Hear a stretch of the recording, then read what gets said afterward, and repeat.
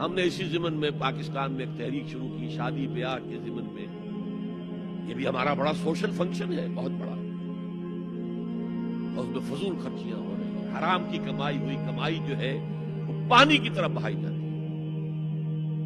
ابھی مجھے ایک صاحب نے بتایا کہ ممبئی میں 2 شادیاں ہوئی ہیں مسلمانوں میں، ایک میں 1.5 کروڑ روپیہ خرچ ہوا، ایک میں 80 لاکھ خرچ ہوا. ہم نے وہاں اصلاحی تحریک شروع کی.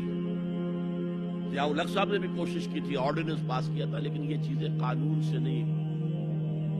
آپ کہیں کہ کسی دعوت میں 50 سے زیادہ مہمان نہیں آئیں گے، وہ 100 آ گئے تو زیادہ سے زیادہ یہ ہوگا پولیس والوں کو رشوت کا کھاتا کھل گیا، جو یہ پیسے لے جائیے صاحب. کبھی کبھی وہ پکی پکائی جگہ لے جا کے اپنے تھانے میں بیٹھ کے کھاتے تھے. لیکن قانون سے نہیں بدلتا مزاج. ہم نے کیا طے کیا؟ دیکھو یہ ہے چٹان کی بنیاد. آپ کو بڑی اونچی بلڈنگ بنانی ہو تو دیکھنا پڑتا ہے چٹان نیچے بنیاد زمین کیسی ہے. تو بنیاد کیا ہے؟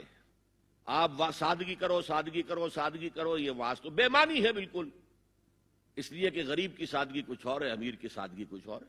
سادگی کے ایک معنی تو نہیں ہے. لہذا